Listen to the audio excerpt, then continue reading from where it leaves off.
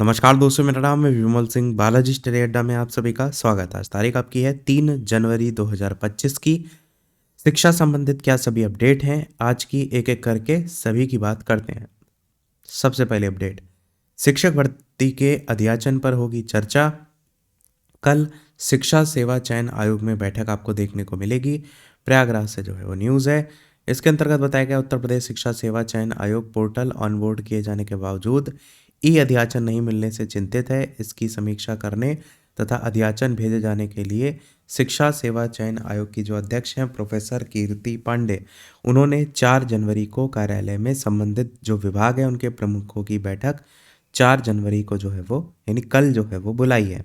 Basic माध्यमिक उच्च शिक्षा निदेशक संघ, अटल आवासीय योजना, व्यावसायिक शिक्षा के महानिदेशक जो हैं उनको भी इसमें सम्मिलित होना है। बैठक में रिक्त पदों पर भर्ती प्रक्रिया को लेकर के चर्चा के साथ विशेष जोर रिक्त पदों के सापेक्ष जो अध्याचन भेजने पर वो जो है वो यहाँ पर रहेगा। अध्याचन भेजे जाने के लिए शिक्षा आयोग पूर्व में ही पोर्टल ऑनबोर्ड कर चुका है और आयोग की मंशा के क्रम में संबंधित जो विभाग हैं उसमें नोडल अधिकारी भी नियुक्त हो चुके हैं। सचिव मनोज कुमार अध्याचन भेजने के लिए संबंधित जो विभाग हैं उनको पत्र लिख चुके हैं, लेकिन अध्याचन नहीं मिले हैं। इस कारण नई भर्ती की प्रक्रिया आगे जो है वो नहीं बढ़ पा रही है। अपने गठन के बाद आयोग ने उत्तर प्रदेश माध्यमिक शिक्षा सेवा चयन बोर्ड और उत्तर प्रदेश उच्चतर शिक्षा सेवा आयोग की लंबित भर्तियों को पूरा करने की दिशा में आगे बढ़ने के साथ नई भर्ती को लेकर के भी यहाँ पर शुरू करने की योजना पर काम जो है वो कर रहा है। आयोग चाहता है कि 1017 असिस्टेंट प्रोफेसर और 4163 टीजीटी पीजीटी भर्ती पूरी करने के बाद नई भर्ती प्रक्रिया जो है वो शुरू कर सके। अगली अपडेट आपकी है, जिले स्तर पर जूनियर एडेड भर्ती का लगेगा आरक्षण। प्रयागराज से न्यूज़ है जिसमें बताया गया है सहायता प्राप्त जूनियर जो हाई स्कूल है इनमें सहायक अध्यापकों के 1504 और प्रधानाध्यापक के 390 पदों पर भर्ती के लिए आरक्षण जिले स्तर पर ही जो है वो लगेगा।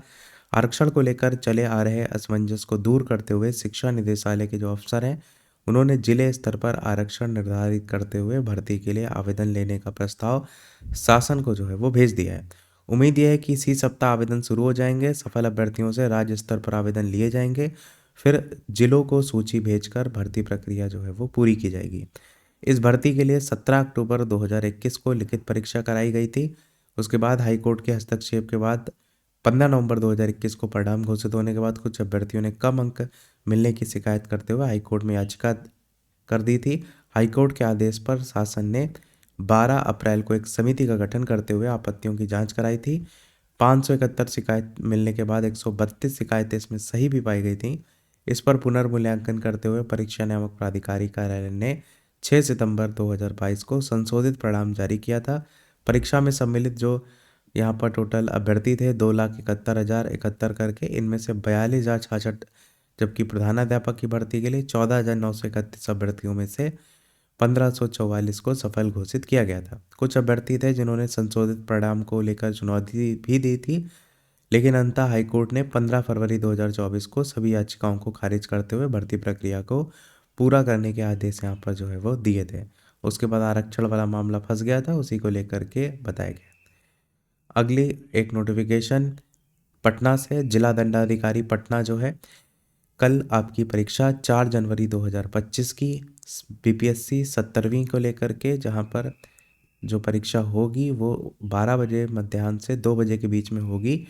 परीक्षार्थियों का जो परीक्षा कक्ष में प्रवेश का समय है वो प्रथम प्रवेश का समय 9:30 बजे, पूर्वाह्न से अंतिम प्रवेश 11 बजे। और ये जो परीक्षा होगी वही जो बापू भवन वाली रद्द हुई थी उसी को लेकर के, बाकी क्या क्या व्यवस्था की गई है उसको लेकर के यहाँ पर बात किया गया। अगली अपडेट, अभ्यर्थियों से मांगा गया 3 जिलों का विकल्प। मुजफ्फरपुर से प्रधान शिक्षक अभ्यर्थियों से 3 जिलों का विकल्प मांगा गया है।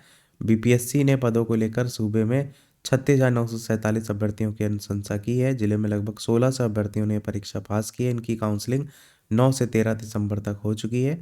विभाग ने इन अभ्यर्थियों से जिला आवंटन के लिए 3 जिलों का विकल्प मांगा है। प्राथमिक शिक्षा निदेशक ने कहा है कि जिलों को दिए गए पद और मेधा के आधार पर ही इनको जिले का आवंटन किया जाएगा।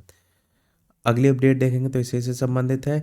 छूटे हुए जो प्रधान शिक्षक हैं उनकी काउंसलिंग 8 से 9 तारीख को होगी, जो कि हमने कल आपको बताया भी था। और ये भी बताया था कि शिक्षक अभ्यर्थियों की काउंसलिंग 7 से 10, जो कि अनुसूचित जाति और जनजाति कल्याण विभाग की ओर से टीआरई 3 और प्रधानाध्यापक भर्ती परीक्षा के आधार पर 7 जो काउंसलिंग होगी वो 7 से 10 जनवरी तक अलग अलग तिथियों में होगी। चयनित शिक्षक अभ्यर्थियों की काउंसलिंग 7 से होगी। ये यहाँ पर वही उसी की बात जो है वो की जा रही है SC/ST वेलफेयर डिपार्टमेंट को लेकर। प्रधान शिक्षक 3 जिलों का विकल्प मांगा गया। छोटे प्रधान शिक्षक की काउंसलिंग 8 से 9 को। अब शिक्षकों के ट्रांसफ़र को लेकर के अगली अपडेट, जहां पर पटना से न्यूज़ है, इसमें शिक्षकों के ट्रांसफ़र की प्रक्रिया जल्द पूरी करे सरकार। संघ 1,90,000 शिक्षकों ने ट्रांसफ़र के लिए आवेदन किया है। पटना से न्यूज़ है, इसमें बताया गया कि बिहार के सरकारी विद्यालयों में कार्यरत शिक्षकों से ट्रांसफ़र हेतु अभ्यावेदन ले लिए गए हैं, लेकिन शिक्षा विभाग की चुप्पी से ट्रांसफ़र चाहने वाले जो शिक्षक हैं वो परेशान हैं। बीपीएससी शिक्षकों के संगठन बिहार युवा शिक्षक संघ ने इस बाबत शिक्षा विभाग के अपर मुख्य सचिव को पत्र लिख करके शिक्षकों की उलझन समाप्त करने की मांग जो है वो की है। संघ के प्रदेश अध्यक्ष दीपांकर गौरव ने यह भी कहा है कि दिसंबर के तीसरे सप्ताह में ट्रांसफर की प्रक्रिया प्रारंभ करने की बात कही गई थी, लेकिन अब तक इस संबंध में कोई कार्रवाई नहीं हो सकी है। इसके कारण शिक्षक परेशान हैं। उन्होंने शिक्षा विभाग से ट्रांसफर की प्रक्रिया अविलंब शुरू करने की मांग की है, जिससे नए वर्ष में शिक्षक ऐच्छिक स्थान पर योगदान जो है वो दे सके। ई शिक्षा कोष के जरिए शिक्षा विभाग ने विशेष परिस्थितियों में ट्रांसफर की इच्छा रखने वाले शिक्षकों से अभ्यावेदन मांगा था, जिसमें 1.90 लाख शिक्षकों ने ट्रांसफर के लिए आवेदन किया था। सबसे ज़्यादा दूरी के आधार पर ट्रांसफर हुआ था। अगली अपडेट, ट्रांसफर नहीं हुआ था, ट्रांसफर के लिए आवेदन हुआ था। अगली अपडेट, जो कांस्टेबल जीडी परीक्षा है वो 4 फरवरी से। यहाँ पर एसएससी ने 18 नवंबर 2024 की अधिसूचना के संदर्भ में कांस्टेबल जीडी परीक्षा 2025 को संशोधित कार्यक्रम जारी किया गया है, और इसको लेकर के बताया गया है कि ये परीक्षा 4 से स्टार्ट होगी और अलग अलग दिनों में फरवरी माह में आयोजित होगी। हिंदी अनुवादक के 320 पद। एसएससी ने केंद्र सरकार के विभिन्न मंत्रालय और विभागों में हिंदी अनुवादक और वरिष्ठ अनुवादक के 320 पदों का विवरण भी जारी किया है। अगली अपडेट, निदेशकों की बैठक के बाद कैलेंडर जारी करने की तैयारी। शिक्षा सेवा चयन आयोग रिक्त पदों का अधियाचन मिलने के बाद खुलेगी नई भर्तियों के लिए रास्ता। और यहाँ पर उत्तर प्रदेश शिक्षा सेवा चयन आयोग को लेकर के जो कल मीटिंग है उसी की बात जो है वो की गई है। हालांकि शिक्षा सेवा चयन आयोग पहले ही प्राइमरी, माध्यमिक और उच्च शिक्षा निदेशालय को पत्र भेजकर रिक्त पदों का अधियाचन मांग चुका है।